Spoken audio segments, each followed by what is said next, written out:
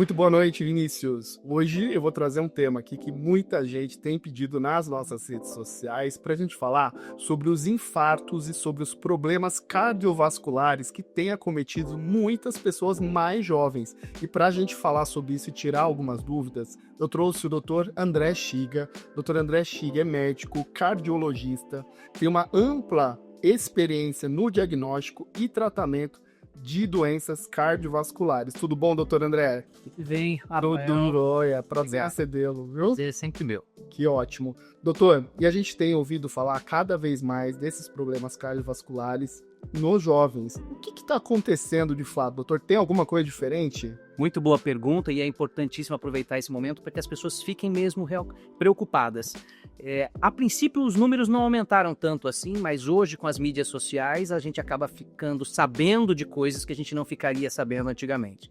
Então, essa é a grande coisa. Quando um atleta de elite cai num campo de futebol, ou um jogador ou um ciclista morre pedalando, o impacto nas mídias ele é muito alto. É óbvio que é uma tristeza, mas traz à tona essa preocupação de quem está fazendo esporte e a gente precisa falar sobre isso. É verdade. E assim, doutor, existe algum fator de risco para essas pessoas que estão por volta dos 40 anos? Tem algum fator, alguma predominância que realmente está levando a acontecer esse tipo de problema, esse tipo de alteração? É importante a gente dividir em duas situações. Uma é a pessoa que, apesar de não ter sintomas, tenha uma doença cardíaca.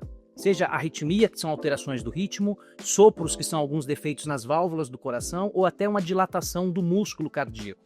Isso tudo pode acontecer já desde o nascimento, então crianças podem ter isso. Essa é a primeira etapa. A segunda etapa é com o envelhecimento, e com o envelhecimento não precisamos falar de 70, 80 anos, não, nós estamos falando a partir dos 35 anos, o entupimento das artérias coronárias, que são as artériazinhas que levam sangue para o próprio músculo cardíaco que precisa trabalhar. Então, falando de cigarro, é um fator de risco absurdo, colesterol, obesidade, a própria falta de exercício, a hipertensão, que é a pressão alta, e o diabetes. Então são vários fatores juntos que, quando você soma com a sua história familiar e com o estresse do dia a dia, vira uma combinação explosiva. As pessoas estão indo para a academia para buscar saúde e aí chegam lá e são bombardeados com um monte de suplementos que, a princípio, se você está falando em suplementação de aminoácidos, de proteína e de vitaminas, está tudo certo, mas no bolo entram hormônios e entram anabolizantes que a gente sabe que pode aumentar o risco tanto da dilatação do coração como do fígado, mas como problemas súbitos mesmo, inclusive de morte. Recentemente a gente viu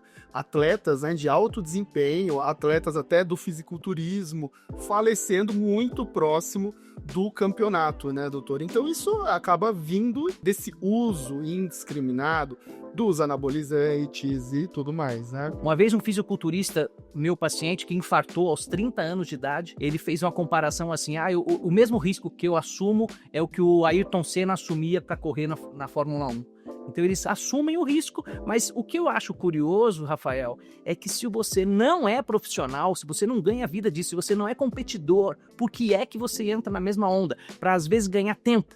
Às vezes você quer ganhar velocidade para ficar com o corpo melhor e às vezes paga um preço muito alto. Isso é importante, pessoal, a gente avaliar, né, até que ponto vale a pena. Então, para você que está em casa agora e que de repente está começando ali tua rotina de exercícios, vá até um cardiologista. É importante você ter ali um bom nutricionista, um médico cardiologista, um endocrinologista para poder te acompanhar ao longo desse processo. E falando de saúde, mudança no estilo de vida, existe alguma dica que você pode trazer aqui para o pessoal para que na mudança do estilo de vida eles consigam diminuir, né, esse tipo de problema cardíaco? Sem dúvida, eu quero só acrescentar na sua lista o professor de educação física, o personal, ou um fisioterapeuta e às vezes até o psicólogo nesse conjunto multidisciplinar, que eu acho que faz muito sentido. Muito importante que os jovens até 30, 35 anos passem pelo menos uma consulta médica. O seu médico vai medir sua pressão, vai ver a sua frequência cardíaca, vai auscultar seu pulmão e seu coração e vai ver a coluna também, porque às vezes a gente está falando do coração, mas um outro risco são as questões ortopédicas. E o segundo ponto é fazer um check-up mesmo. Algumas doenças que são totalmente sem sintoma podem aparecer num eletrocardiograma simples, pode aparecer num teste ergométrico, que é aquele que você corre na esteira todo monitorado, ou num ecocardiograma, que é um ultrassom do coração, que vai medir o tamanho do coração e vai descobrir os defeitos mais graves que matam os esportistas. Um ecocardiograma pode ajudar. Para o idoso, tem diferença no acompanhamento? Tem sim. As doenças degenerativas, elas aumentam com a idade. Então a idade não é uma desculpa para você não fazer e ficar no sofá, porque eu tenho atletas maratonistas com 75 anos, estão correndo aí 42 quilômetros.